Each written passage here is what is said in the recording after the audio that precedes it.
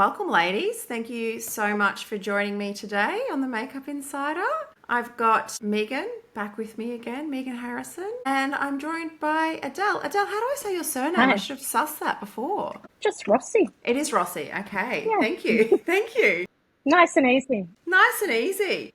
So we're going to talk about like structuring your pricing today, which will be a lot of fun, I think. But Megan's joined me a few times on the podcast, so we know all about Megan's fabulous career. But Adele, tell me a little bit about yourself. Hello. I have been doing makeup for 21 years, so I feel like an absolute dinosaur sometimes. But I specialize in bridal education and event makeup. So I do dabble into some shoots, more so ecom, but predominantly bridal education and event makeup. Yeah. How did makeup start for you? Where did it begin? So the love of makeup, I guess, started reading, I'm going to show my age here, Cosmo, Cleo, Girlfriend, Dolly magazine, when, there used to be little snippets on information, and I used to love getting ready to go to work. My casual job at Kmart a very long time ago, and my sister brought me a whole heap of makeup, and it was Napoleon Purtis, and 21 years ago it was pretty expensive makeup back then. I was just buying Maybelline, Revlon, little eyeshadow, single eyeshadows, and then she introduced me to Napoleon Purtis and then developed that they had a makeup course, and it just sort of started from there. Did my research, did their diploma in entertainment makeup, which I believe now would be the equivalent of, say, screen and media makeup. Did that for about a year, and then I was lucky enough to join the company straight after. Okay. As in working retail or more behind the Yeah, scenes? Okay. working the retail floor, and I think I wouldn't be the makeup artist I am today if I didn't start there. I Yeah, for think sure. you learn quick, you have to think quick, you have to create shortcuts, but also still get beautiful, beautiful makeup. I think it really allowed me to fine tune my skills. But I think personally, I developed my personality and my confidence talking to people, talking about products, retailing products, all that sort of stuff, which I think has still carried on with me today. And when did you leave the retail space? How long were you there for? Ooh, so I was at Napoleon for 12 years. And I had various roles within the company. So I was on the retail floor for about 4 years. Then I moved into more of a head office role, training. And Okay. training was more training staff inductions, product knowledge with staff. And then I found myself in the classroom teaching their certificate in makeup, which was Okay. amazing. And probably I'd say it was a massive highlight for me because I loved education, but never thought I would be good enough to be an actual teacher. So that's how that started, was there in education for about, I'm going to say about 5-6 years. Yeah. And then was a retail manager after that. So I left retail, Okay. did education, but then went back into retail, but intertwined education with that. So that was 12 years. And then at that time, I was ready to freelance, Yeah. but I was shit scared, I guess. What were you scared of? I think social media had really taken off at that point, and I didn't really know anything about it. Again, the self-doubt, wasn't sure if I was good enough. So Okay. the goal was to freelance and start, doing little workshops on the everyday women, or basically incorporate everything that I learned at Napoleon and sort of develop my own business. But then I got snapped up by another cosmetic and makeup company called Krylon. Oh, cool. Yeah. Have you guys, I'm sure you've heard of Krylon. Yeah. Yeah. So Krylon, as you know, is a bit of an OG in the industry. And they hired me. They created a role for me, which I was fortunate enough and really lucky. They created a role which was more based around business. They wanted me to, I guess, incorporate everything that I learned from where I was into Krylon, because Krylon was more about the pro space, more about production, theatrical makeup, and they wanted me to sort of attract the beauty consumer. So was there for, I'm going to say, 3 years. And whilst I was there, I developed some makeup courses. I wrote some makeup courses, which was, again, amazing. I got flown around Australia to teach, which, again, amazing. Yeah. And then whilst I was working at Crowland, I got approached by an Aussie company called Runway Room Cosmetics. Have you Oh, guys yes. heard of them? Yeah. It's an indie brand in Australia. So I wasn't looking to leave Crowland. I spoke with Alex Vivola, who was the founder and CEO, because we had a relationship earlier on. And she was looking for someone that wanted to grow their business. And it just sort of happened organically. Left Crowland, started working for Runway Room. And that was 2019. So that Okay. was just before COVID. COVID. So then, COVID happened, shit hit the fan. Yeah. And, the company had to pivot. We did a lot of online courses. I delivered a lot of those and wrote some business courses. I wrote some makeup courses and yeah, that's basically a bulk of what I've done. So in the time that you were doing all of this stuff, were you also doing like bridal events on the side? Yes, early Yeah. on. So for the 12 years when I was at Napoleon, I was definitely freelancing, bit of a side hustle. Because back then it It wasn't, was different. yeah, you couldn't have a full-time business, I feel, especially in the event and bridal space. Trials were done on weekends. Wedding was weekend, trials were weekend. It was all weekend based. And working in the early days in retail, it was very hard because my availability and my priority was Yeah. Napoleon. So it was hard, but did the early starts before work, would do a job, then would, rock up on a Saturday with a full face of makeup on. It's what we did. Yeah.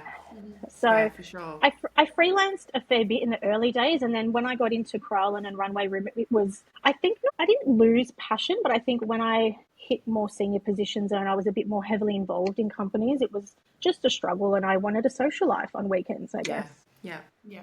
So when did you decide to specialize in bridal and events? So when I was working at Runway Room, so 2022, I got married, fell pregnant, and it was my goal to start freelancing again. I wanted to rebuild my name like I somewhat had in the early days when I worked at Napoleon. At Napoleon, I had people lining up to get their makeup done, which was, nice feeling, but I just Yeah. knew that wasn't going to happen if I just left my job and started freelancing. So I thought, well, if I was on mat leave, I could start that again. My pregnancy unfortunately didn't work out for me, so it was a bit of a shit time Yeah. at that point. But I was like, I don't know if I'm allowed to swear on this, Of course.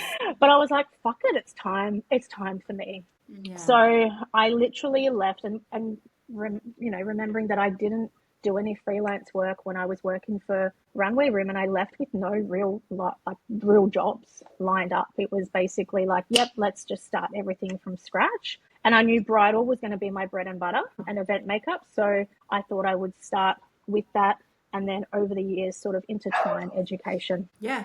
Okay. Hey, Claude, Yeah. the dog. Mine will pipe up soon. Yeah. Okay. I'm sorry to hear about your pregnancy as well. Yeah. Yeah. It's okay. Thank Um, you.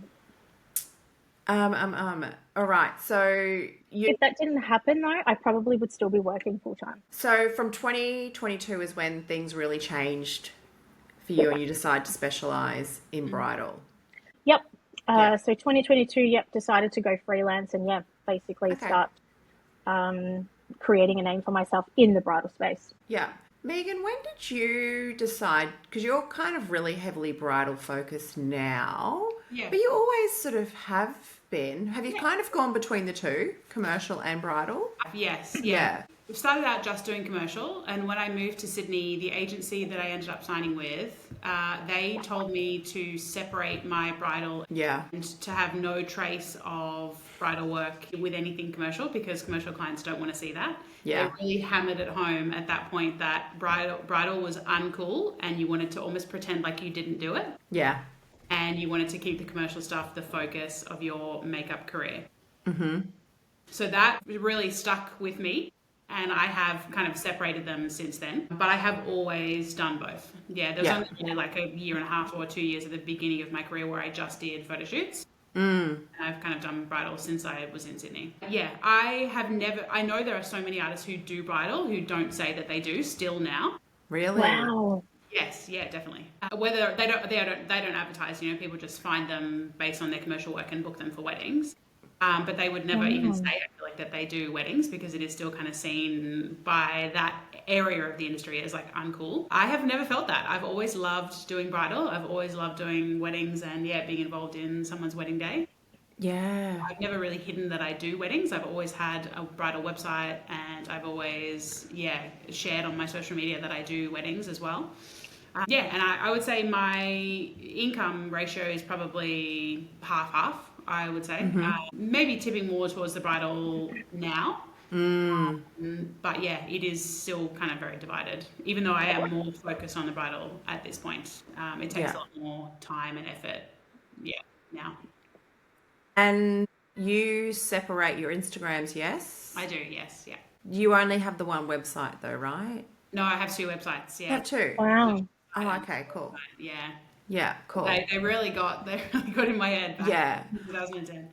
I mean, I have 2 Instagrams and I have 2 websites myself as well. I've done bridal for a long time. I've never felt like that it was uncool to do it, but I do know what you're talking about there with the whole... It's definitely changed in the past few years, I would say, with artists Definitely. and other brilliant Melbourne makeup artists and Sydney artists who just do bridals. Yeah. Changed. Yeah. But I have the 2 separated. Basically more from a branding point of view, I think, for me, like just to keep it cleaner. Also, I don't think anyone told me to do it. I think I just did it because it's a very different look, feel and vibe. Yes. Yeah. I kind of think you will get brides from having a commercial website. I don't know if you'll get commercial work from having a bridal website. Not sure, depending on maybe you'll get a bridal shop. I don't know. That's just my way of sort of looking at it. I would agree with that, yeah. But I think doing bridal work is, like, I think to be a good bridal artist, you've really got to be a really great artist, full stop, because you need to be able to work on everyone, whereas when you're maybe working in the commercial space, you might just be working on young models, right? Yes, yeah. And they've got Great beautiful skin. They maybe don't, it's easier to, oh gosh, I don't want to say this because it sounds terrible. Easier to make look good quick. I don't know. Is that a terrible? That's reality. It's just a fact. So, I do think you have to be a really skilled artist to work bridal. I think there's no shame in working bridal. No. At you all. Make more money doing bridal per You day. can. Definitely, Yeah. I mean, I fully freelanced as a bridal artist from about 2012. Yeah. So I pretty much, I wanted to get into commercial work, but I really struggled with that, to find that. And so I really just did bridal for years and made a decent living, went overseas once a year, did weddings, did trials and made it work. Because you really can make a reasonable amount of money just even doing one wedding a weekend. You can, absolutely. If that's where you're at. So I've experimented a lot with pricing and structuring it and things like that. And I think I remember the first way that I structured it when I had my first website, which was back in about 2008 and 9. And I think what a lot of agencies were doing was like a sliding scale, which I think we spoke about in another podcast episode, Megan. So the sliding scale being based on the amount of numbers that you're doing, right? Because I feel like we weren't wording it as like a minimum spend back then. And I think I had a sliding scale to some degree, like one person was this much, 2 people was this much, 3 people was this much. I don't know, does anyone still structure their pricing like that now? I think there are some artists who do. I used to do it by setting the minimum price per person that I wanted as the largest group number. So the maximum number of people that I could do, that was what I wanted as a minimum price per person. And then I just made each like 5 or 4 or 3 higher as the pricing went up. How about you, Adele? Yeah, I'm exactly the same. I have like a minimum sort of standard, which is my minimum spend. I'm actually just trialing packages at the moment. I was an a la carte girl for a very long time, but I am trialing the packages. So within the packages, I've got the amount increases as the faces increase, but the average per face drops a little bit, but it's just easy to digest, I feel. But I'm trialing it at the moment, and I'm going to see how it works out. So far, it's been going great. So talk about how you did your a la carte, please. So a la carte, yep, I like to keep things very simple. So it was just per face. Bride was one price. Do you want me to share prices? Sure, if you're happy to. Please, I would love Yep. to hear.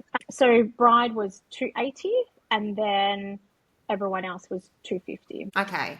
And then there was travel on top of that, and then optional extras, if you like. So whether it be a tattoo cover, touch-up kit, all the things. So that's how there was no junior bridesmaid, there was no flower girl, there was none of that. I would just sort of chat to the bride about, allocate a time frame. And to be honest, a flower girl can literally take only 5 minutes. But yeah, so that was the pricing. Mother of the bride, same price. I never did the mother of the bride cheaper. Trials were on top of. So I'm a little bit different in the fact that I like to meet my bride before I book anyone in. So I like to have a trial beforehand. Not a preview. Yes, it's to ensure that we're a really good fit for each other. I feel like there would be nothing worse. And even when I was planning my wedding, I wanted to speak to people. I wanted to know all the things before I actually committed. So I think I've really intertwined that into my business. So yeah, a trial beforehand. And I always had that mentality of your trial should always be that little bit more expensive because there's more time invested. So yeah, so my trials were, they're 300. But they've obviously changed over the last couple of years. So I didn't start bang out 2.5 years ago or 3 years ago at those rates. Obviously, I've had to build up to that. But yeah, a la carte worked for me for a while, but I wanted to lift and increase the prices, but I needed to figure out a way to do it without overwhelming the client. Can I just ask, what was your minimum? So that's so you're 1,000. Okay. So did you state it as a price minimum, or do you state it as a services minimum? As a price. So I didn't want to turn away clients that only had 3 or 2 people. And the reality is I was getting booked on those smaller jobs, and I loved it because I was doing more. I would actually spend more time with the bride and the few people that were there. So it's always been an amount, never a face, because I feel like you can turn away opportunities that way. And what about your travel? How do you charge that? So now I've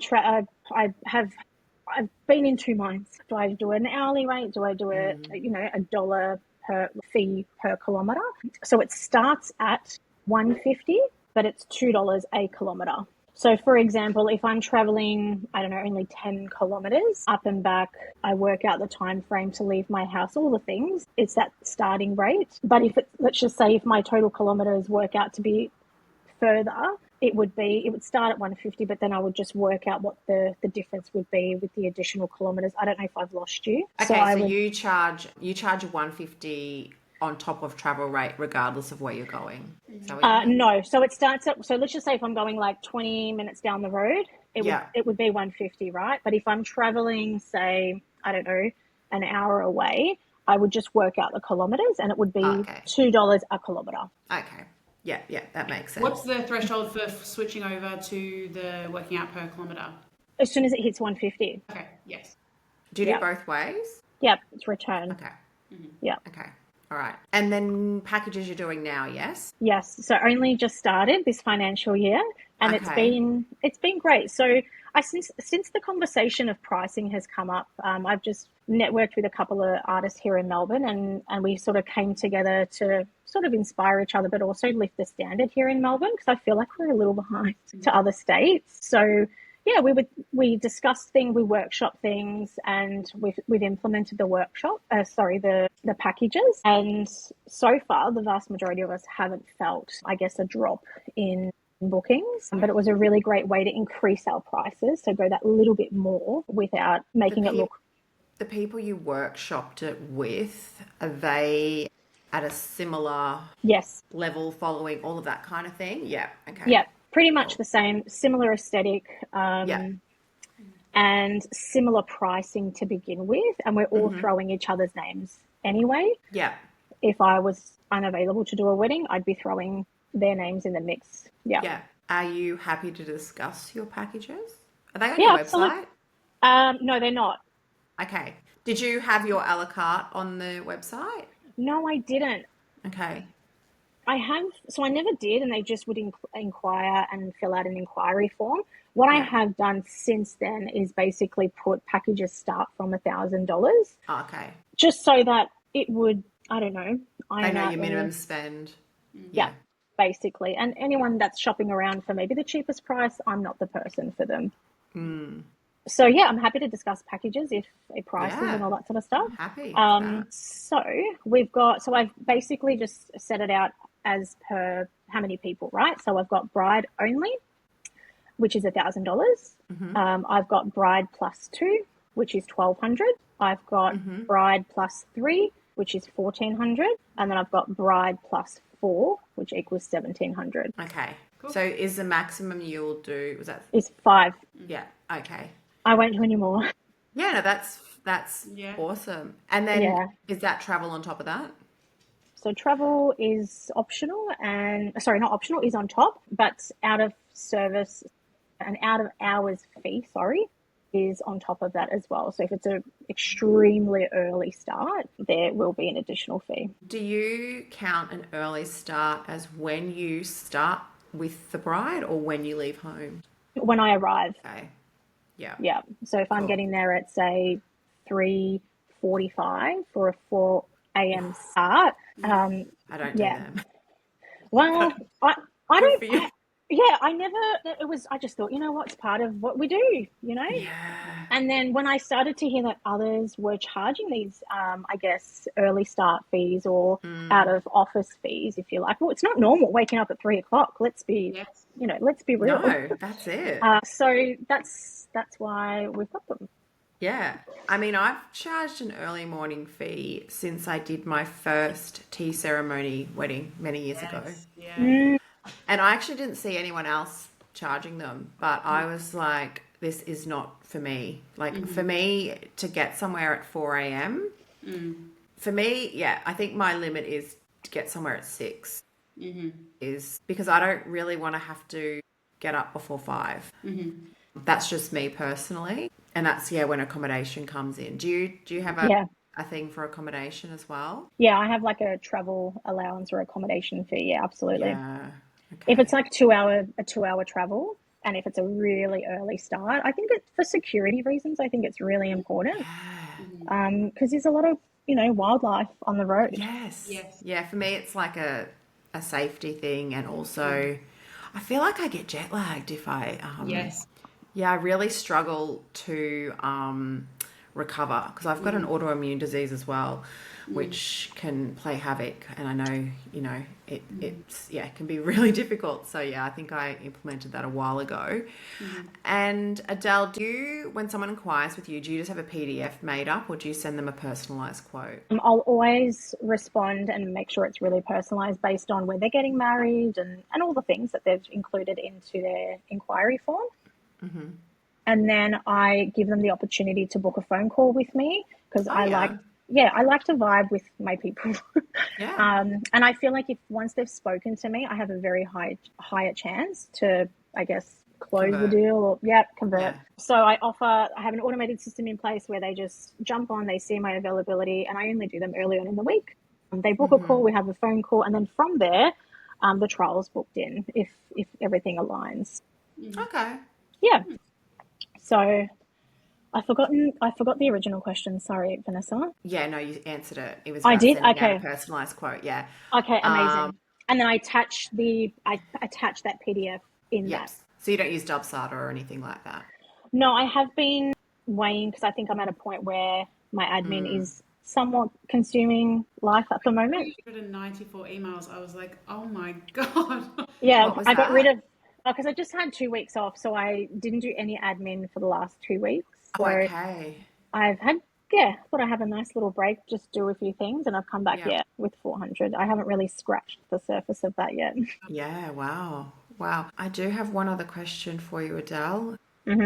Where is it? What was it? Yes. So you said when you have that phone call, you can make the connection with somebody or whatever. Have you ever had the situation where you've like, this person wants you, but you don't want them? Yeah, absolutely.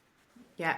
And I think I'm at a point in my career where I am pretty confident in telling Yeah. them. And I think I say it in a way that they understand and get. So I always start the conversation with, how did you find me? What drew you to blah, blah, blah, depending on how they found me. Or if someone referred them, like, oh my God, they're amazing. We work together all the time, blah, blah, blah. And I talk about their sort of inspiration, what their sort of vibe is. And if, straight off the bat, if they say, oh, I tried booking in with this artist, but they weren't available. So, you're the only one that was available. Immediately, it was a bit of a red flag for me. And the artist that they had mentioned just has a different aesthetic to what I have, a different style, different application process, and also a little bit more heavier handed than what I would traditionally be. And I just addressed that, and I said, look, you have mentioned so and so. My style is very different. I don't think I'm the artist for you. But here is a list of those artists that I think would align with you. So, Great. yeah, I think it's really important to be honest. Because sometimes you say yes, and then you're sort of, the self-talk and, oh, why did I book this person, or why am I doing this, or are they going to like it? It's just too much. So I'm just too old for that now. So I just think, if I'm being honest, I will continue to love what I do. Is there any reason you don't put your prices on your website? I want to try to capture information. Yep. Fair enough. So capture information for future purposes, whether it be advertising, workshops or lessons or whatever it is. That was my primary focus, I think, in the beginning. But I think, once they speak to me, I've had clients that are like, look, I think your prices are a little bit too high for me on the phone call, but then we've already booked a trial by the end of the conversation. So I think it's just got to work for you. And I feel like that just really works for me. And I know the way I don't know, I feel like I'm very warm and approachable. So they can see value when they speak to you. Yeah. And I tell them all the things, and I help them with other things, with, their process of planning a wedding, and they might feel comfortable with that. So, yeah. That's a really good, that's a very good point. Yeah. Yeah. Thanks. Anything else you want to add there in that kind of world of pricing? No, that pretty much sums it up. I have a day rate as well for those that want to book me, say, from, getting ready to following them around, touching them up throughout the whole day. It's not something that I necessarily enjoy doing, which is why the price is at a high price point. So, but yeah, there's a day rate, and that's pretty much it. Yeah. So does the day rate include staying until the reception? Yeah, so it starts at, say, $3,000, and it depends where they're located, if I have to stay for X amount of hours. So it starts from there, but then depending on where I'm traveling to, how long I have to stay, or other things, depending on if they want to change just their look, or if they just want a quick touch up, all those things, that's when I'll factor that in. And you only do makeup? I do, not for bridal, yes. Okay. Yeah. That's cool. That's enough for me, yeah. Yeah, cool. Megan. Yes. Now, you've experimented a lot with pricing. Wow. And I don't know where you're at right now, because I know we were messaging about your pricing. Even since the last podcast. Okay. Oh, wow. So I know we've discussed that because your hair and makeup, as I am, it does make things difficult when it comes to packages, makes it a little bit more tricky to, So talk us through what you've done pricing-wise, because I know you've played around a lot. I think the thing that has been kind of weighing on me when I've been setting my prices over probably the past year or two has been how much goes in behind the scenes. People kind of think it's just showing up on the wedding day and doing the hair and makeup, but there's just so much more that goes into it. Yeah. And I've really been trying to take note of all of that extra stuff. Yeah, we do so much admin, going back and forth with the brides, the time spent updating all the processes and the information PDFs. I send a PDF with the initial inquiry that's got all of the information that they need to know, and then when they book in, I send a further kind of beauty PDF that's got all of my recommendations for beauty vendors, a timeline of when to do stuff, nails, tan, facials, all that stuff, and then also product recommendations. So lipsticks, lip liners, glosses, powders, things that they will need for touch-ups. And pretty much since I started doing that, almost every bride has commented that they've loved that information and that they've gotten a lot of value out of it. So I feel like that, yeah, it's time consuming to do it, but it is worthwhile. And you can kind of bake that into your prices as well. I also send a schedule PDF that the bride can forward on to bridesmaids and other people having their hair and makeup done. I've got personal liability insurance, website subscriptions, Canva subscriptions, like keeping your kit updated. All of that stuff is on top of doing some hair and makeup on the wedding day. So yeah, I've really... I thought long and hard about it over the past couple of years, and you need to, if you're going to do it as a full-time job, you need to make sure you're getting compensated for all of that stuff.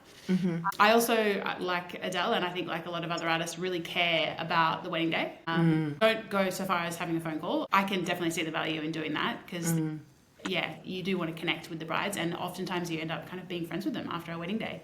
I still have ongoing relationships with brides that I've had 4, 5, 6 years ago. And I really get invested in wedding days. And the admin, again, I don't use Dubside, I don't use any processes like that either, so it's very personalised. So all of that comes into it. But since our last podcast, I used to have a bride-only price. I've actually taken that off. Okay. So it was slightly less than the minimum that I would like for a wedding day. Because it was bride only, and I felt like I couldn't justify charging more for just one hair and makeup. Now I do have $1,000 minimum, and that comes up to 4 services. So if someone does want to book in for hair and makeup only, it would be $1,000. So essentially you can do up to 4 services for that $1,000, so $250 per service, and then each additional service is $200 on top of that. Okay. All right. I kind of feel the same. It needs to be very simple, easy to understand. We've discussed that it is, if I just did one service, if I just did hair, if I just did makeup, I feel like it would be easier to come up with a simple kind of package structure. But offering both, I feel like I did have it for a while, and I always had so many follow-up questions that I had to answer about the packages. And I really wanted to streamline that process and make it clear to understand from the get-go. So I wasn't able to answer, heaps of questions about the packages. Okay, so, and also when you say service, that means hair or makeup? Or makeup, yes. Because I think we discussed the term services, didn't we? We did. I feel like that was one of the primary questions that people were getting confused about when I offered the bride only and then did the $1,000 minimum on top of, like, after that. So people were getting confused whether the bride only price was in addition to the $1,000 minimum or whether that was included in it. A service was hair and makeup rather than hair or makeup. There was a lot of, I feel like it was a bit confusing. So now just having it all inclusive in that first $1,000, I feel like makes it a lot easier. Yeah, okay. And then your travel? I charge $1.50 per kilometre, door to door, return. Okay, and then you just factor that in? Yes, yeah. Yeah. Will you charge travel if you're going 10Ks down the road? Yes, I do. Okay. All right. Do you do like a day rate? A day rate? No, I don't. I do a first look touch-up service. So I also don't like staying for the ceremony. I've done it a few times where someone has booked me to do touch-ups for post-ceremony and you're there for so bloody long. They don't want to come in once the wedding itself is over to have a touch-up. Like, they just want to hang out with the guests. They want to get into the party. And trying to wrangle people back for a touch-up at that point is just not worth it. You will end up staying there longer than you are getting paid for. Yeah, and I feel like it's not what I'm interested in doing. So I do a first look touch-up. So from the completion of the hair and makeup until they go to their first look, if they're having one, I will spend time with them. So usually it ends up being about 2 hours. I charge $250 per hour with a 2-hour minimum, so it's $500 to stay for those 2 additional hours. And I will go with them. It's kind of like being on set, really, like making sure the hair looks good for the photos. If it's a bit of wind, we're making sure it looks good. Touching up, working with the photographer, touching up shine and setting the dress and all that kind of stuff, for those 2 hours afterwards. And trials. What do you do there? I do $250 for makeup or hair, or $450 for both. Okay, cool. And you do them at home? I do at your own location? Yeah. And you do more of a preview. You run more like a preview rather than a trial. So it took me a long time to get this. Yeah. I was like, what? Why are people calling things preview and trial? The way I got it was, if it's a trial, right, it's before they've paid deposit. So you're trialing each other. That's the way I see it. Whereas if it's a preview, they've already paid you a deposit. So they're previewing the look that you're going to do. Yes. And when I worked this out, it was the biggest aha moment, and I was going to make a reel about it. Yeah. Because I'm like, why is it all of a sudden changed to preview? Yeah. So would that be how you'd understand it, Adele? Yeah, some people are still calling trials previews though, which I think is why it's confusing. Okay. I mean, I guess it still is a preview really, but yeah, it's just, that's how it works in my brain. And that's from like, okay. So your brides will always pay you a deposit before trial preview? Yes. Yeah. Yes. Yeah. Right. Sorry, Megan. Yeah. Yes. Yeah. Yeah. I feel like it has eliminated that feeling where the bride, it's not 100% the look that they want, and they then seek out another artist rather than working with you to get the look that they want. If someone selected me, I know most of the time they're doing it because they like the look of my work, and we're just trying to work out what aspects of that will look good on them. And sometimes I think everyone always looks better on the wedding day rather than Absolutely. the trial. And you just have to work with the artist that you've selected because you like their work to make the best look for you. People who are coming who hadn't paid a deposit don't feel, it's almost invested? like a psychological thing. Yeah, they would rather then go to someone else than work with you to work it out. Yeah. Whereas now, because they pay the deposit first, they feel like they're kind of, they're on a journey with you now, and they're happy to workshop their look. Yeah. Okay, cool.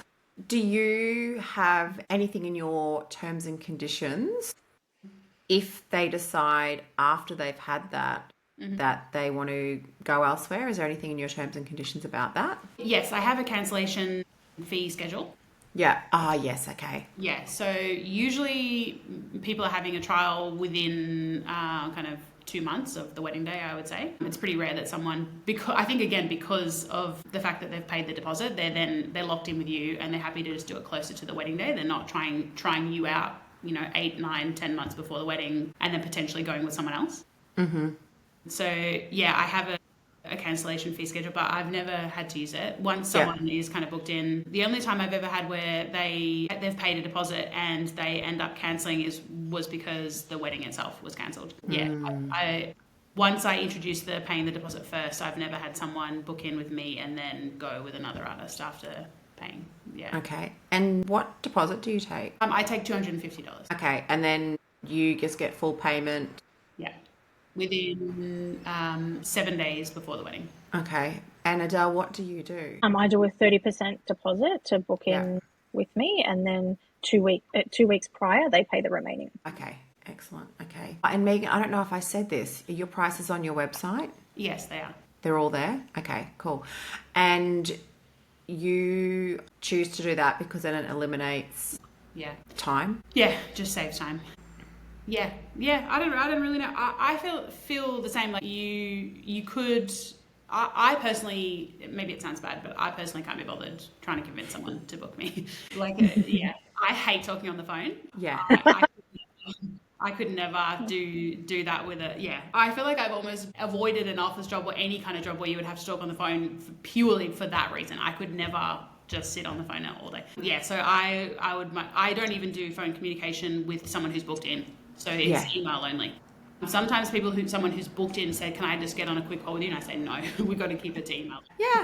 You can blame me for that because they haven't called. But I think too also then if they want to talk to you, maybe they're not the client for you. And do you know what I mean? Exactly. Yes, I completely agree. Yeah. Oh, I did have another question. Can't remember. You said you've considered doing Dubsado. Yes. I actually spoke with Jackie about this after the last podcast that we were on, and she doesn't use any kind of system. And I think I kind of reflected on why that is, and it is because I like to have control over it. I don't want to have any kind of automated replies, and I feel like I don't want to deal with someone who has automated replies myself. I would much rather be dealing with the person. I feel like I attract that kind of bride. yeah, they want to have personal contact with me. I have made a podcast episode about Dubsado, but I haven't Yeah. posted it actually. Yeah. I've used Dubsado. I trialed it and used it. And if I was going to have a bridal business, I would 100% use it. And I'm like you, I want full control but you don't have to have it fully automated. Okay. You can have it set up as like canned emails because I don't want something reading my calendar and then saying I'm not available. No. So you actually just have different canned emails that you click to reply to an email. But the main reason that I would have Dubsado if I was going to be doing bridal is really because of their contracts, like because of the terms and conditions. The person has to click the box to say, I've read the terms and conditions and accept them, so that my reason is for the legally binding part of it. I think it's really good in that respect. The only thing is, I will say, is setting it up which I know I've spoken to you about, Megan, is an effort. I did it myself through YouTube. If I was going to do it, I'd pay somebody now. Yeah. Which I'm just never going to do. Yeah. You'll do it, I know. But it also has... The cancellation thing and the contracts thing, everyone has their things in place. The amount of times people have cancelled or I've ever needed to use that is just, it's so small. True. I almost am of the opinion that if someone wants to not use me on their wedding day, whatever. Yeah. I'll book their date with someone else, and if they're not going to pay their cancellation fee, the amount of times that's ever come up for me is just not... Yeah. It's so small. Yeah. That... completely agree with you on that, actually, because I'm someone who gets payments on the day from people. Yeah. Like I'm pretty lax anyway. Yeah. But I do think it's worth it if you're in that position. Yes.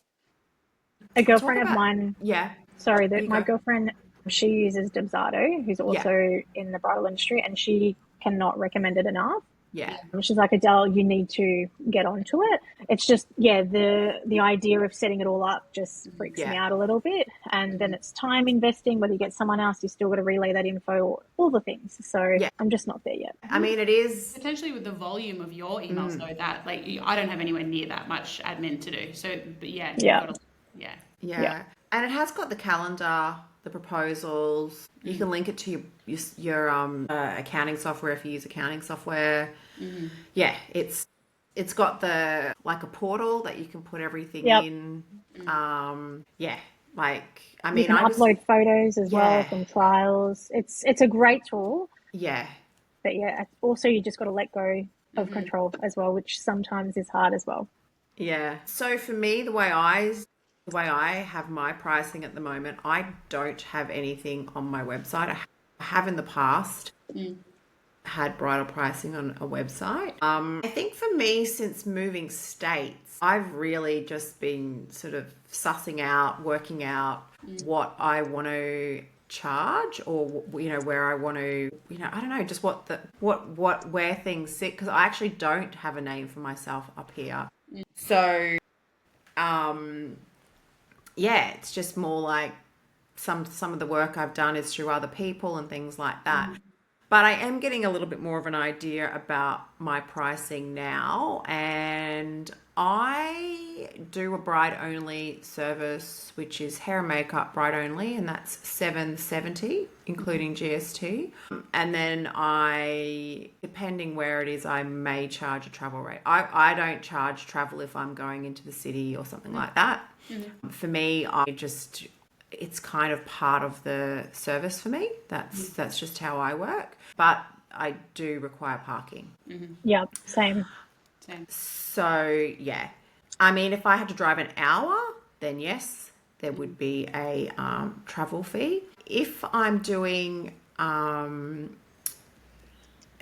client, they've got a wedding party, I will charge I think it's $550 or $660, I can't remember what it is, for the bride's hair and makeup, and then everyone else is $440 for hair and makeup. And then I will charge a travel-free fee if necessary. My trial price for hair and makeup is $550. I am the same as you. Well, actually, no.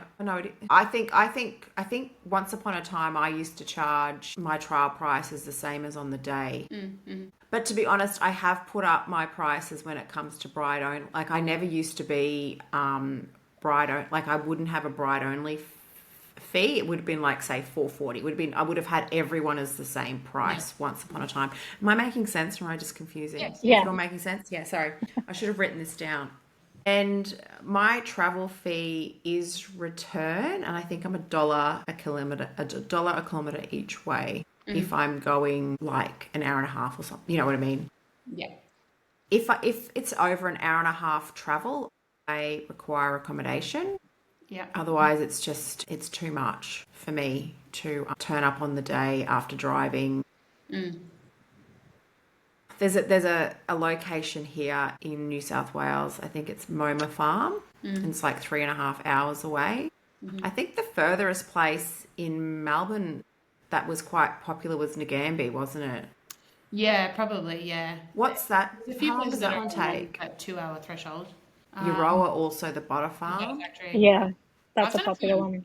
Rutherglen. There's a few wineries in Rutherglen as well. Yeah. 4 hours. Yeah. So, Rutherglen. Yeah, sorry, I just worked out where that was. Yeah.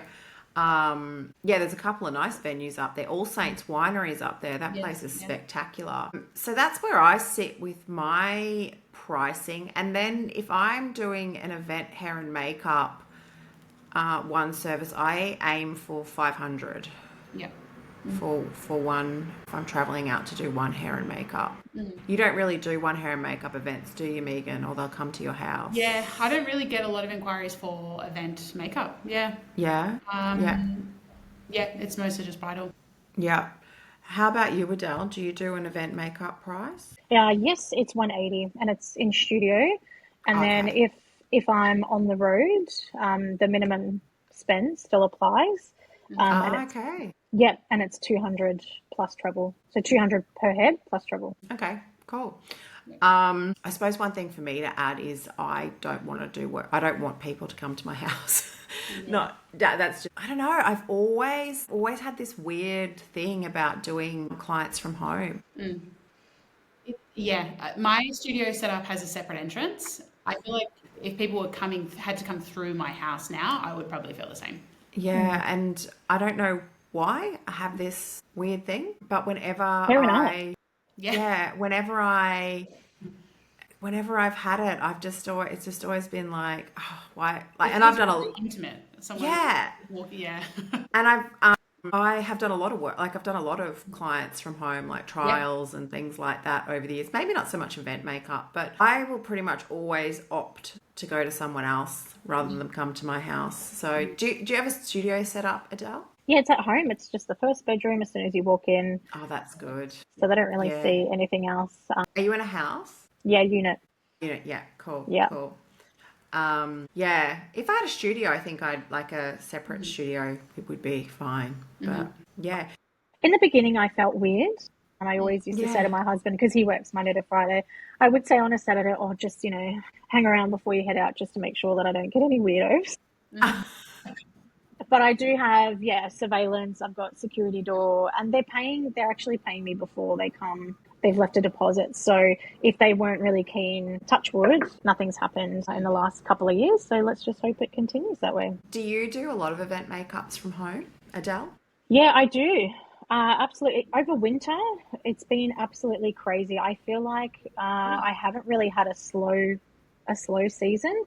Like I definitely am crazy for the peak season in bridal, but I feel like, it doesn't really slow down when you do event as well, which I love. I actually love working because I feel like you're attracting your people and they really love your work. Whereas sometimes with a bridal party, yes, you've met the bride, but you haven't met the rest of the people. So you may clash with somebody else. And so I feel like, I love doing event makeup. Yeah. How do people find you, Adele? A lot of it is via referrals, and only now because my following has somewhat grown in the last, say, 6 months. I feel like I'm now starting to get the Instagram because on my inquiry form, I like to know where my people are Yeah. coming from. It allows me to see what I need to do more of or, better myself in other areas. So, Yeah. yeah, a lot of it is referrals, but now I'm getting a lot of Instagram. And is it a difference in the type of person? What do you mean? I don't know. Like age group style or Age group, style. I get everyone. Yeah, okay. My style is very soft-ish, very fused and blended. So I feel like I get a lot of people that appreciate the art of makeup, but also don't like the full glam. And because I showcase a bit of everyone on my page and also different various skin tones as well. As of late, I've been getting a lot of deeper skin because I have showcased a fair bit of deeper skin on my page. And yeah, everyone says I haven't found anyone that can do my skin well. So Awesome. yeah, I feel like I get a mixed bag. Yeah, cool. Okay. Anything? Can I ask Yeah, you go. I wanted to ask, your bridal bookings, do you do more than one wedding per day, or how many weddings do you do? Never, No. nah. Even in the early days, I just think it was really hard to navigate if you went over with one booking and then it just becomes a bit of a shitstorm. And I try to avoid that. I try to be calm and I try to avoid that at all costs. So one is enough. Yeah. Even if it is just a couple, like a small group, like 3 people, maybe I might do 1 or 2 in studio bookings, like event makeup. But yeah, never 2 bridal parties. My brain just can't. Yeah. And do you do Friday, Saturday, and Sundays? I do any day of the week. Yeah.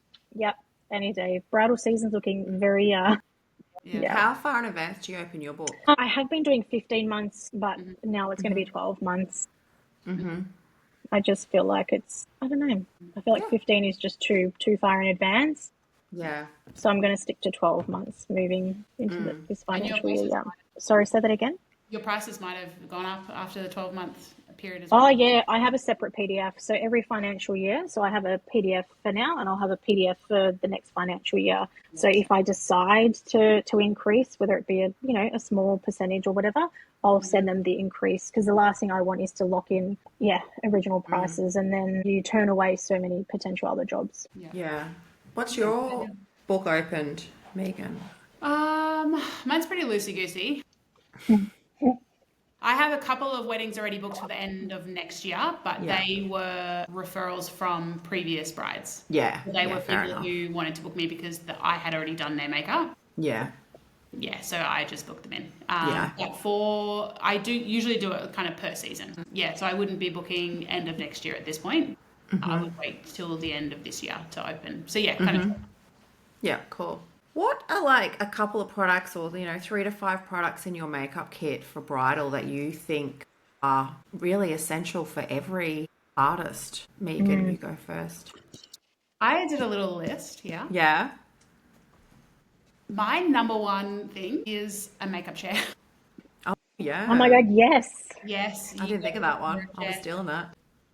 I just have an old IKEA folding bar stool, RIP. They don't make them anymore. Very annoying. I need to paint mine because it's looking pretty ratty. The mother of the bride at a wedding recently was like, "Oh, you've had this for a long time." I was like, "Okay, need to get the spray paint out."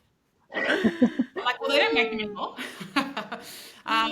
So I have one of the folding makeup chairs that people will bring on jobs in my studio, but I actually find the arms on it really annoying and I much prefer the IKEA bar stool. So I would recommend finding, if you're in the market for one, I would Google folding bar stool over the makeup chair. But yeah, I think BYO tall chair, you can't be relying on the places that you're going to have a stool. Yeah. It will save your back. I can't do makeup sitting down. I need to be standing. So yeah, I think a high chair is number one. My next one was fragrance-free skincare. I feel like so many people these days have sensitive skin, and everything that I have in my kit has no fragrance in it. I remember when I first started out, Ray Morris said that if you can't use a product on someone with a sunburn, then it shouldn't be in your kit. And I've always That's kind of good. remembered that. Yeah, and I've taken that on board. I see a lot of people these days using products with active ingredients on people, and I just could never. No. So if it's got glycolic acid, salicylic acid, like vitamin C, any of that, I would avoid that. people can react badly. I have even reacted to hyaluronic acid in a product. Wow. So I don't even have any skincare with hyaluronic acid in it. All of my skincare is just a mixture of glycerin, water, and pretty much different kind of variations of that. So yeah, I think at the very least having some of those products for people who are very sensitive, I think, yeah, is a good idea. The next one is lip liners. My go-tos are Iconic Nude by Charlotte Tilbury, Anywhere Caffeine by Makeup Forever, and Oak by MAC. Yeah. I also use Sweet Tea by Morphe as well. I look back at my old makeup photos and I feel like the thing that is missing from all of them is definition around the lip. I feel like that is like a pretty relatively recent, I would say, development in makeup, and I love it. So I couldn't go without my lip liners now. Lashes. I use clusters and individuals on pretty much everybody. I feel like I try to talk people. I used to be lazy, and I used to try, if people were like, oh, I don't want lashes, I'm like, now when someone says they don't like lashes, I try and talk them into it. Yeah. Because I feel like it makes such a difference. Oh, it does, yeah. Yeah, and I really spend a lot of time, doing the lashes. Even Mother of the Brides, they're like, oh, I don't want to have any lashes. I feel like we've got the 8 mils, we've got super short ones. They're just all kind of fluffy. You won't really even notice them, but they'll just thicken up your lash line. And they make a difference. And then concealers. I use Clinique, Hourglass, and Tarte liquid concealers. And I couldn't go without them, I think. I use concealer on the lid before eyeshadow. I use it under eyes, obviously, to lift the shadows on either side of the nose. I use it on the chin, like as a kind of reverse contouring, and then to clean up any contouring and blush that's gone a bit far down on the cheeks. I feel like I work my concealers a lot. Excellent. Yeah. Love that. Thank you. Adele, what are Well, yours? I have a little list too, but Yeah. Megan just got me thinking. So chair, absolutely. Like that's just Yeah. it lives in my car permanently. Yeah. Along with like a little trestle table. Usually in my confirmation call that I have with my bride 1 to 2 weeks out from their day, I always confirm, okay, so what does my setup look like on the day? Where are you thinking of putting me? Blah, blah, blah. If they are umming and ahhing or they say bathroom or laundry, I'm just like, yeah, the table's coming out. Or sometimes Bathroom. I know. So yeah, I always have a table just in case. So that lives in your car? Permanently lives in my car. Okay. Yeah. Good idea. And sometimes if there's like an assistant with me and there's 2 artists, 2 hairstylists, they don't think about, How many? So I think if you're comfortable, it really sets the tone for the morning. Absolutely. So yeah, table I just added. Okay. So I would have to say, I've got a couple here so I can hold them up on the screen. Oh, she's prepared.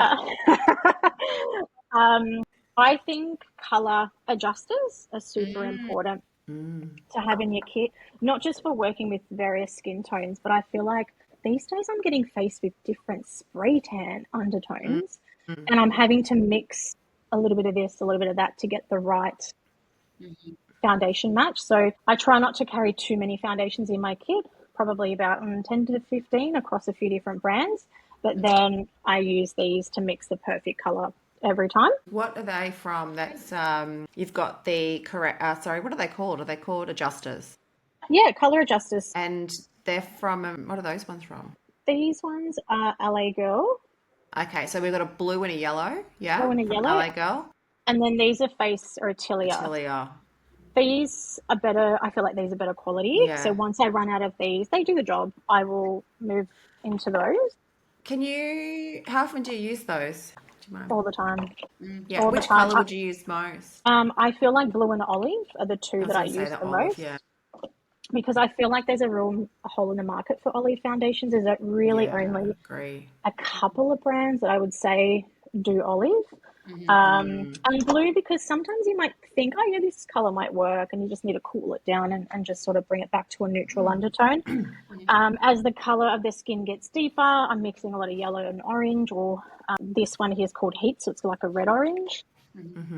And then sometimes with mature women, if they're like super sunburned or just that real red color, pink is a really good one. Okay. And have you found an incident where you can't mix them in with something? Do they mix with everything you've... They're really versatile. Okay. So the foundations that I have in my kit are Dior, the Yeah. Face and Body. I've got Giorgio Armani Luminous Silk, Face Atelier Ultra Foundation, and I've got the Estee Lauder Sheer. The Estee Lauder Double Wear Sheer.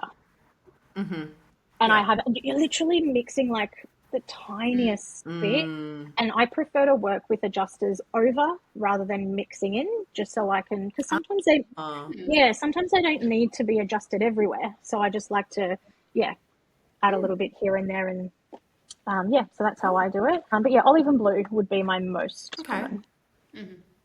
Okay, so the other product I would say, especially leading into the warmer weathers, I would say Neat 3B Facial Antiperspirant.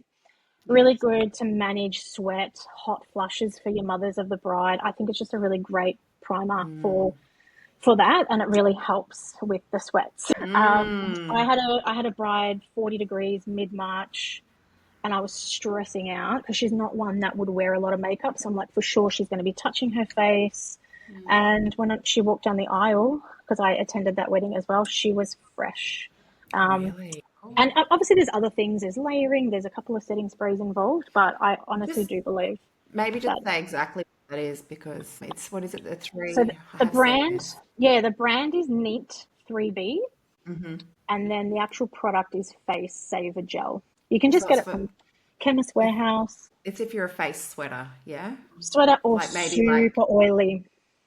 super oily. Okay, cool. Yeah, so I usually so a lot of people ask me how I use this, because every time I post, everyone's like, how do you use it? How do you use it? So I try to avoid any skin prep underneath, and I always have that conversation with my bride in the lead up to ensure that their skin is in tip-top shape. So I usually put it in areas, hot spots basically, so in between eyebrows, here across the cheek, or where there's large pores, the mo area and the chin. And I feel like it does wonders. This one here is advertised that it's got primer qualities in it, and I feel like this is the better one to get on the market, but I feel like there are now others now coming onto the market. Is it like a gel? And I have used it. I'm just trying to Yeah. remember. It's like a gel, isn't it? But it's quite dry. Yeah, so it's like Yeah. a gel, and then the longer you leave it, you got to wait for it to get tacky. So Okay. I would literally use my fingers and just press it in the areas that they need it, and then wait a few minutes. So I might prep their lips, or I might chuck some concealer on their eyelids, and then I'll come back and do their base once it's fully tacky. Cool. Yeah, so I think for our dry heat, it's really good. And the other thing, it's kind of like a combination of things. I have like a little emergency kit. Oh yeah. I like to be very organized and be prepared for every makeup but non-makeup emergency as well. So yeah, I like to be Mary Poppins, and you just don't know what's going to come out of my kit. So things like, Oh, you're gonna show us? Cool. yeah, I don't have to show you. I'm just looking at it so I can visually. Yeah. So what have I got? I've got anti-static spray for dresses. Okay. I think that's a really good one. Sometimes with Yeah. Spanx and undergarments, things get stuck. Yeah. Tears again is a really good one for watery Megan's eyes. got that one. Yeah. Yep. I've got individual eye drops. What else have we got? Double-sided tape. I've got floss, individually wrapped floss. Tampons, pads, super glue. Yep. And I also recently came across this brand, Love Basic. They're individually wrapped wipes that get rid of stains out of so great for the bride if something happens to drop on their dress. Yeah. Telfast is another thing I like to carry. Usually my brides will be communicated to have Telfast 2 days out and then the morning of, just to prevent any, things. Straws. Yeah, a razor blade. I was once on a shoot and a model forgot to shave her legs, and she was asking everyone for a razor blade. So every time something comes up, I always pop it in my kit the next time. Smart. So yeah, Smart. so that's basically it. I like to just be prepared, and a lot of people thank me. Yeah. Yeah, great. Excellent. So I've got a few things. I've got 4 things written down. I am completely with you, Megan, with the chair. Chairs save your life. Also, I always carry a light as well. Yeah. I think it can be a real savior.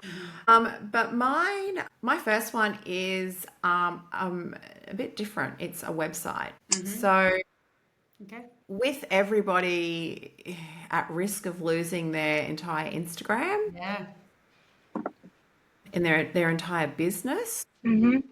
and then having nowhere for their clients to reach them, I think to have a website is so important. To take your things off social media, the things that you don't own.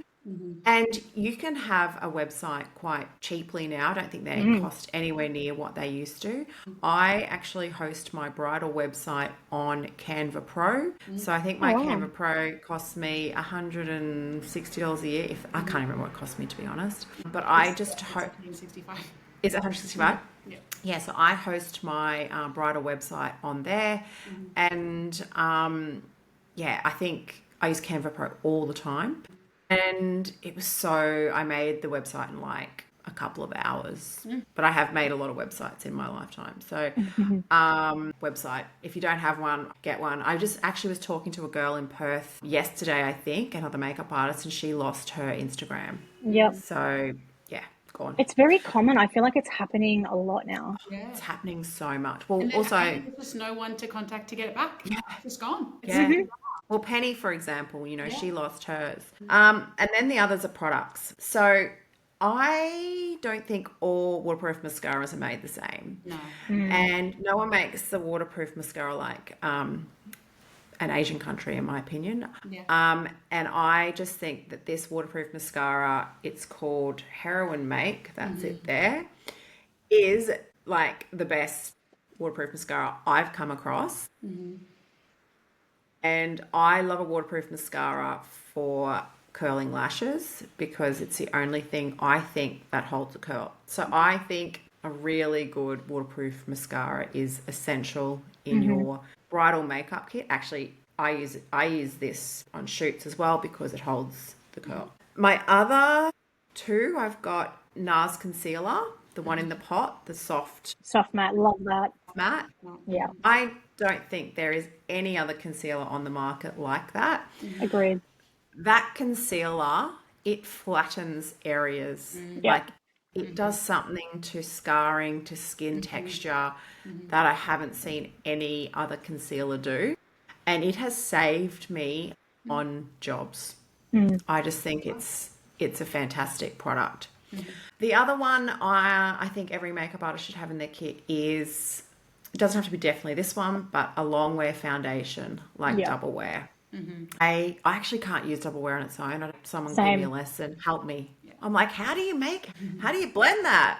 I cannot use a long wear foundation on its own. I don't know what magical work everyone else is doing out there that's doing it, but I can't do it.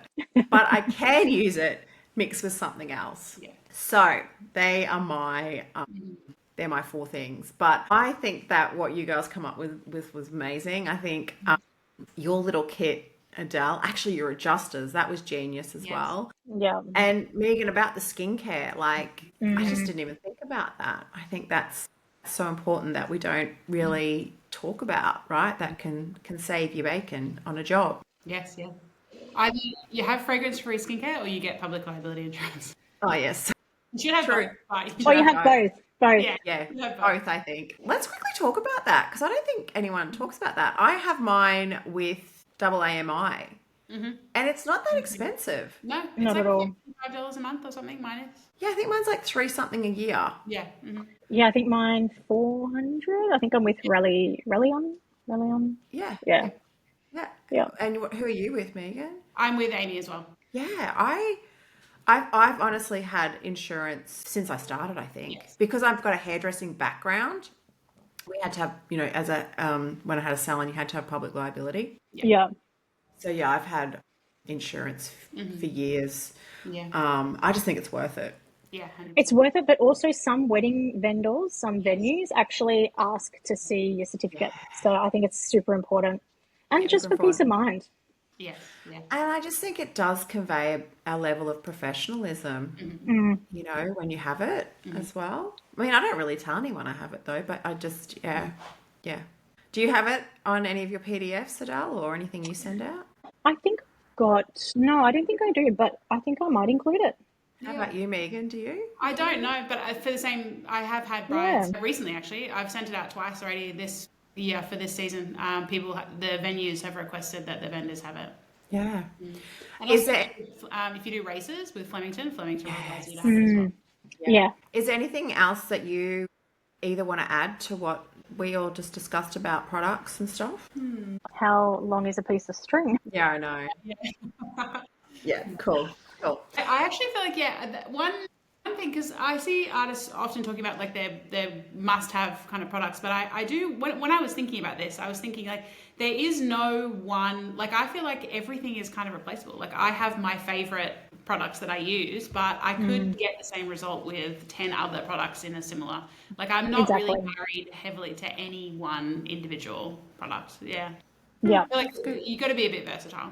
Yeah, for sure. I agree. So then the other fun question I thought that we could talk about today is because I feel like we all started makeup around a similar time, pre-Instagram really. Yeah. Yeah.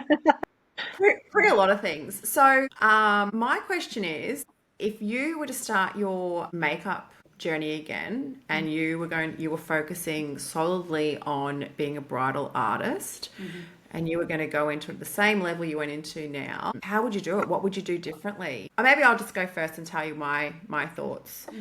So for me, I started as a bridal makeup artist after being a hairdresser. And so I've got notes here, so I'm looking for them. And I did a couple of courses, I think, maybe one actually. I think I did a week-long course actually when I was in London. And then I did do some other course. No, I did another course because I wanted to do airbrushing. So I really didn't do a lot of makeup training now. Now that I really think about it in hindsight, before becoming a bridal makeup artist. And I don't think talent is the number one thing for being successful in this industry. And I actually had a conversation about this, I think it was yesterday, with somebody else. I think the order of what makes you successful is your personality, your connections, and then your talent. And then throw self-belief in there, maybe at the top. So if I today was going to become a bridal makeup artist and I was coming in as a hairdresser, and where I was when I was younger, the first thing I'd do is I'd get a retail job. I would get a retail job and I would work as a makeup artist somewhere like, let's think Mac, Mecca, wherever. And I would be focusing on doing as many makeups as I can. The best makeup artists that I've seen come from a retail background. Whenever I can tell somebody generally when they've been trained at MAC or they've done counter work, I don't know, there's just something about their makeup that is extra special or extra finessed. So I'd get a retail job. Would I do a course? Possibly do a course, but I wouldn't necessarily go do like a diploma long course at like your Vic Uni or wherever. I'd probably maybe do a shorter course because I do think it's important to do a course just to discuss hygiene. I think that's Absolutely. that's a really important thing that I think sometimes is missed. Yeah, but I don't think it's essential that you go do a year-long course. So I'd work in retail. I would then find an artist or multiple artists that I like their work. They don't have to have a massive following. They don't have to, it doesn't have to be they don't have to be super successful as in profile, but I think they need to be successful through reputation. And I would ask to shadow them. I would go and hang out with them, take their bags. I'd offer to do it for free to start with. And I don't know if I'd have the balls to ask them to pay me, but I would offer to do it for free, and I would find various different artists to do that with. Because then you're learning on the job how they talk to people. You're also building a relationship with those artists. And then I would focus on my own branding and how I wanted to present myself to the world. And also I would focus on connections, meeting people, having a good relationship with people, but I wouldn't force anything. Everything would have to be an organic, easy thing, because if you force it, it's not going to work. You've got to find your people. So that's me. That's what I would do. That's great. Yeah. Did that make sense? Yes, yeah. Yeah. Perfect. Megan, what would you do? Okay, I have some notes here. You can just edit out what. No, I won't be editing anything out. So I had pretty similar steps. I feel very lucky to have started my career when I did, because if I was to start over now, I would do things pretty similarly, but I know that I would have to focus more on social media, and it just does not come naturally to me. Yeah. So the number one thing that I would focus on would be upskilling. So as you said, I would get a counter job. I would be just having my friends and family in the chair every day for the first 3, 6, 12 months, just doing as many faces as I possibly could. And working on a makeup counter is definitely the best way to do that. I would work on developing a personal style, looking at lots of different inspirations, seeing what elements of different bridal makeups that I liked the best, and trying to kind of define the things that would make my style a signature style. I would learn about lighting, buy a good light, and take some, like, test out, different situations with that light, or find a good setup with a good window and start taking photos of my work every day. Your portfolio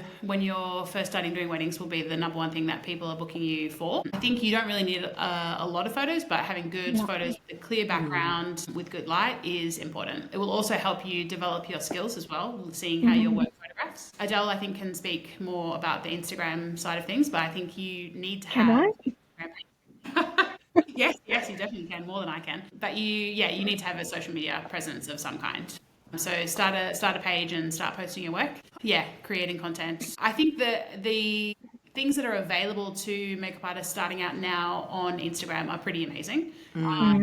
So many great makeup artists who share so much information on their pages. So I would just start following as many bridal makeup artists as I possibly could, and do wedding day vlogs, and kind of even show the breakdown of them doing a bridal makeup on a wedding, which is just invaluable information to have. I would suggest the same: contact bridal makeup artists that you like the style of and ask to shadow them on weddings so that you can see how a wedding day runs. I would do it for free as well. I did do it for free, especially in the beginning. Will anyone do it for free now? Yeah, I don't know. Don't know. I think you need to, personally. Yes, I think you need to too. I agree. I think that is, like, I don't know if it's a secret, but it's the most underutilized. Yes, Absolutely. totally. Donating your time. Yeah. Yeah. Yes, I totally agree. I think I was thinking about this too in terms of, because I feel like even like test shoots, I feel like, it's kind of like a thing of the past to do things for free. But when you think about large companies, they have advertising budgets. Our commercial work is being paid to help a company advertise. So if you want to advertise your services and you can do it for free, that's actually amazing. You're not having to pay someone else to advertise your work. If you can just get people in to create contact with them and everyone's doing it for free, that's awesome. You're winning in that situation. You're not having to pay to advertise. I'm with you. Yeah, you can do, if you like, when you think like all of the companies that I work for, their shoot budgets are thousands of dollars for every shoot that we do. 5, 6, 10 grand. Like, they're paying us to advertise their products. And so if you can get away with not having to pay, and just all you have to spend is your time to advertise your services, that's awesome. The number one thing I think is doing your first weddings. So to actually do that, I would tell people that to pass your details on to friends that they have who are getting married, who are not makeup people. Yeah. You don't want to be going and doing a first wedding with someone who has a really specific idea of what they want for their makeup and really high expectations, because you're just setting yourself up for failure in that situation. So the very first weddings that I did were my friends who were not that fussed about makeup. So they let me kind of practice. We did a few trials. And I think even in the first weddings that I did, I used some of their product because I hadn't really got a full kit yet. So they were happy for me to just do whatever I could for their weddings. They weren't kind of too focused on like having a perfect bridal makeup. And that was the perfect, like, low pressure situation to do the first couple of weddings. Yeah. Yeah, so you want to find people who are not super specific about what makeup they want, and just play around. Yeah, cool.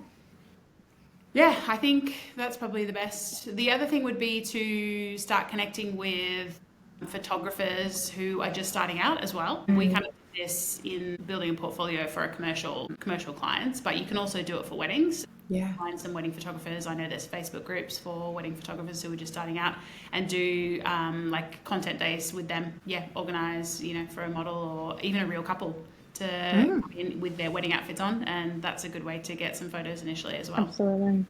Excellent. Some great points. Adele. All right. I've also got some notes, so bear with me. I definitely agree with the retail side of things. Sorry, my phone's just gone all over the shop. It's okay.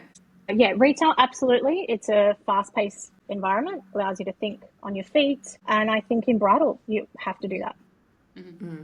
You've also got real paying clients. And I think your friends and your family sometimes just tell you what you want to hear. In retail, they'll ask to speak to the manager or whatever to get whatever it is that they're wanting. So I think that's really important. I also think retail is a big thing for me. I just think I think I mentioned this right at the beginning. If I wasn't in retail, I wouldn't be the artist that I am today. And I think, Vanessa, you also mentioned that. From a personal development, customer service, again, I think I mentioned that. But mirroring, understanding to mirror body language, read their energy, and approach and adapt their approach. For me, also understanding the behind the scenes of the business. So like understanding KPIs, benchmarks, strategies. I've actually adopted that into my business as well. So I can set goals and work towards them, or see where my areas of weaknesses are so I can grow, I guess. I think the business side of things, a lot of people forget.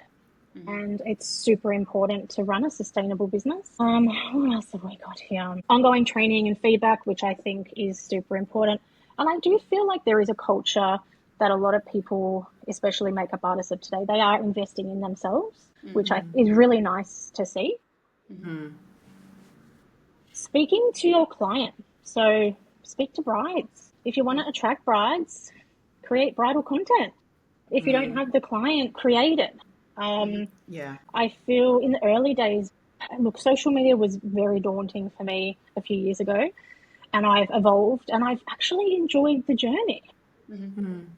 I love creating content now, whereas in the early days I was like, it's too hard basket. So I think just evolving and or using an excuse of, I don't know how to do it, I'm not good at that. We'll get better at it. Yes. I think, I think it's super important. Networking with other artists, absolutely, whose work and style resonates with you. Connect with them, DM them, engage in their content. So then your content is also getting forced on your feed as well, or their feed, rather. Sorry.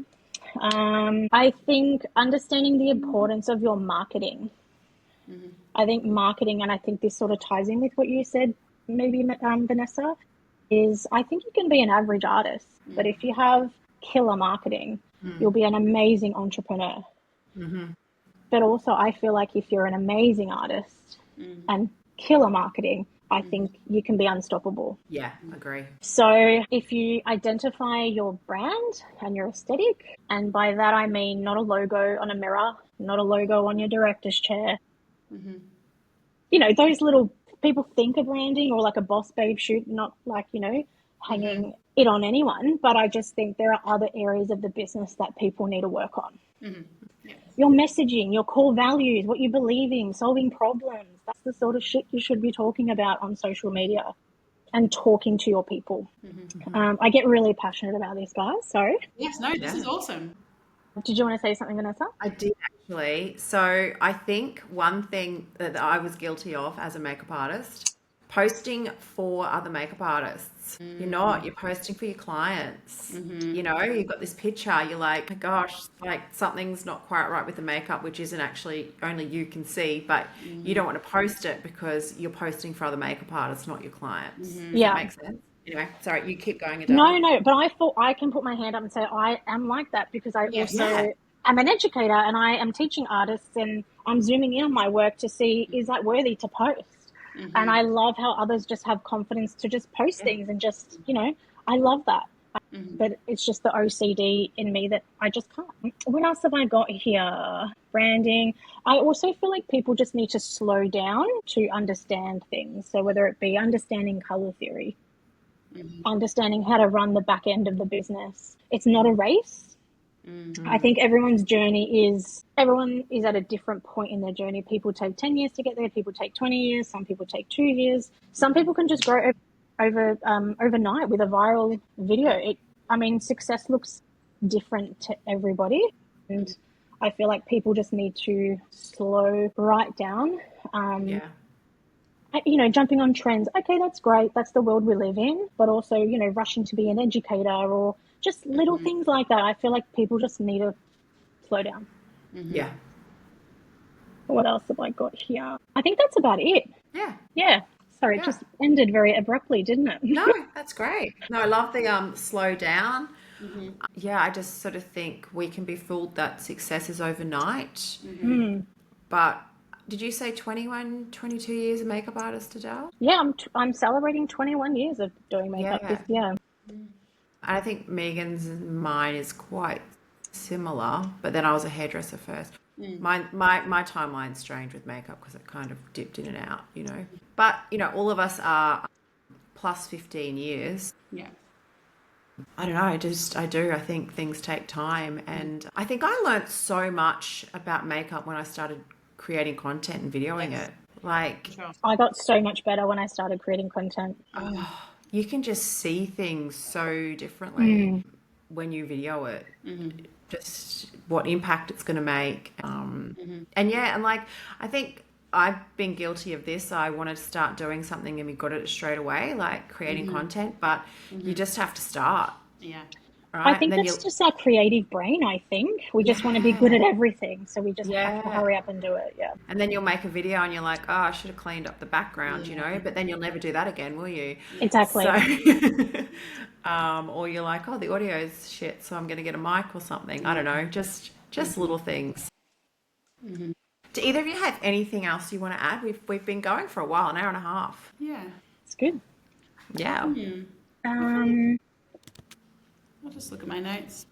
Yeah, same. I think content these days is so important, and I know we've touched on it. Yes. But I think with what Megan...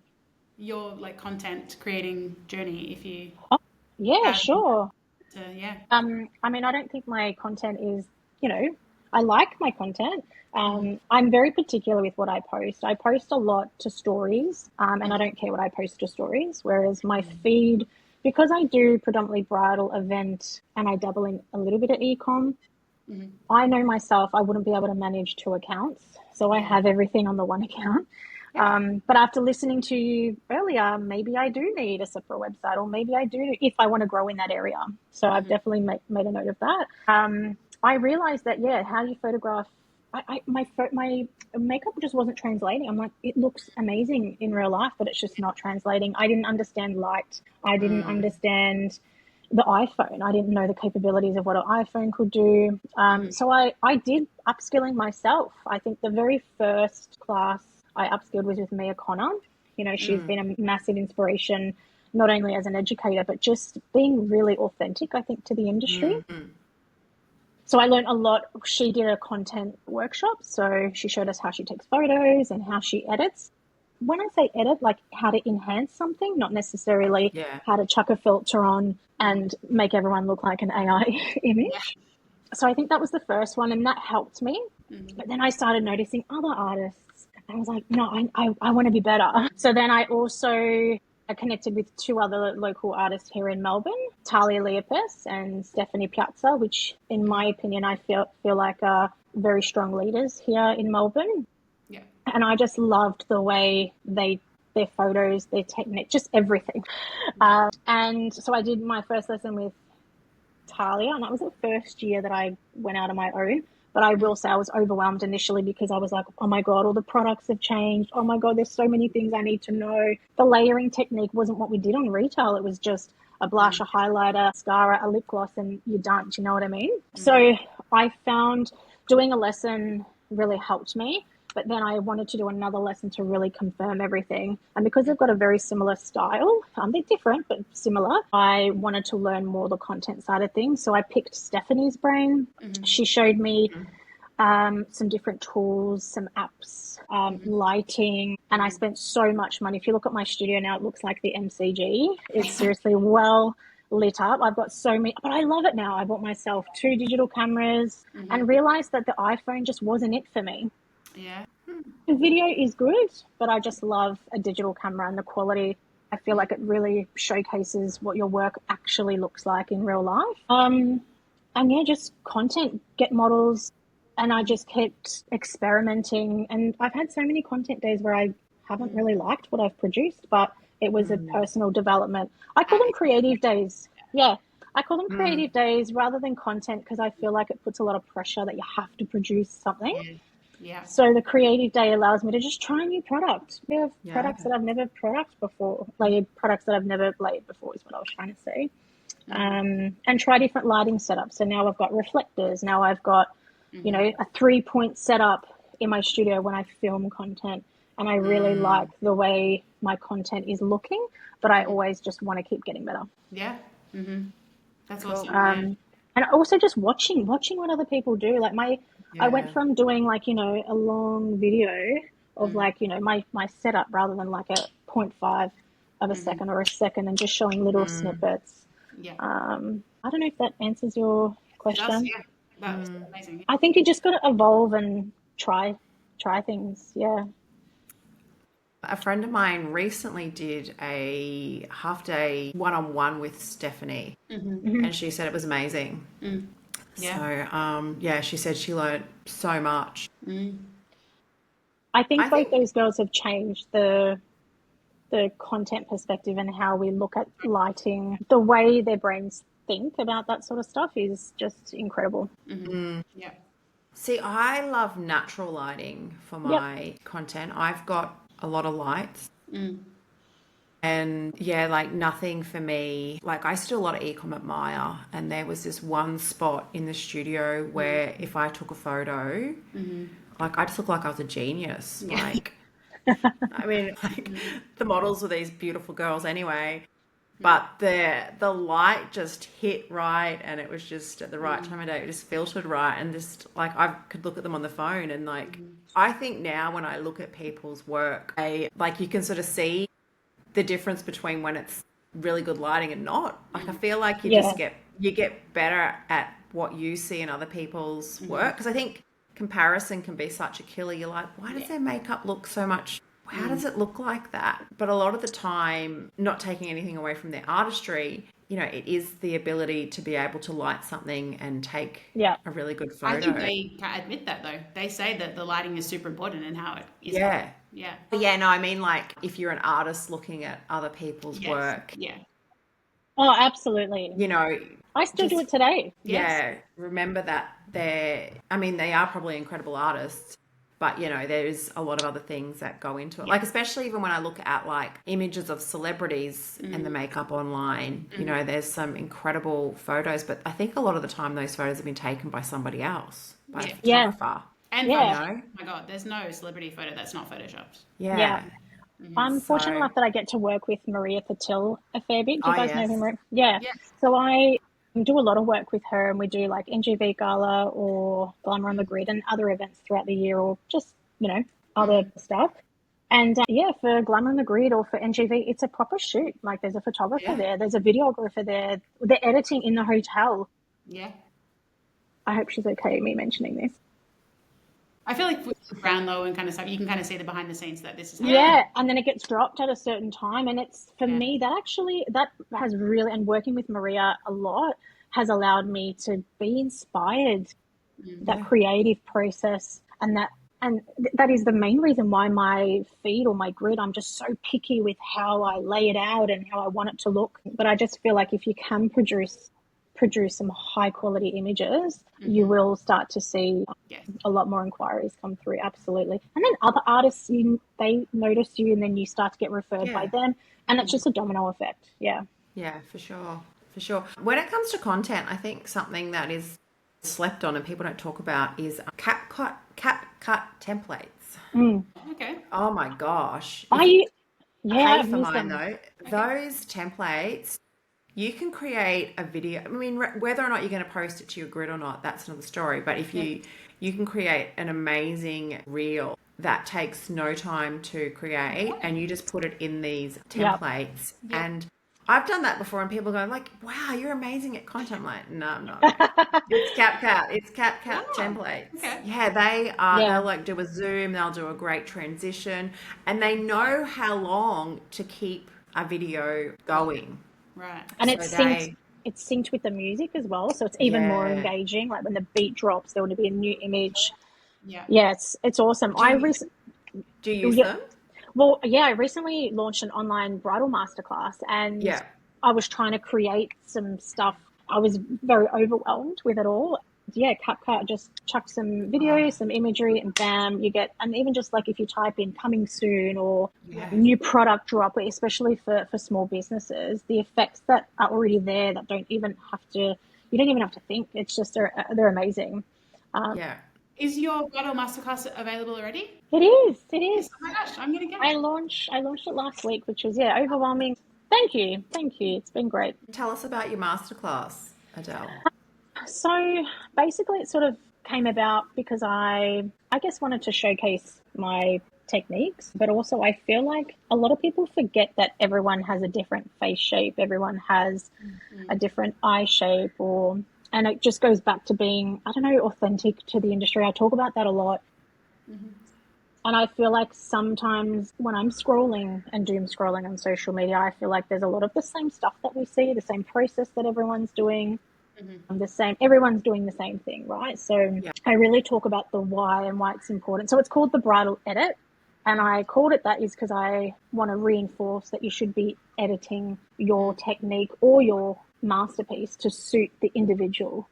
Okay. So That's very client focused rather than trend focused. That yeah, I mean, it and is then still on trend. Like it's very yeah. true to my style. It's very sort of Yeah. modern, very clean. And just everything I do, I talk about why I'm doing it. So I'm not just contouring Yeah. the forehead because that's what we're supposed to do. Yeah. Do we need to create balance with the forehead? Is the forehead a lot larger than the lower half of the face? Like things like that. So yeah, basically I do one look and I just talk about everything has to be applied with intention and there's a purpose behind everything I do. Yeah. Great. Awesome. Yeah. Well, congratulations. Oh, thank you. It was a great learning experience as well. Did you film it yourself or did you get No, someone? I got a videographer to film it and edit.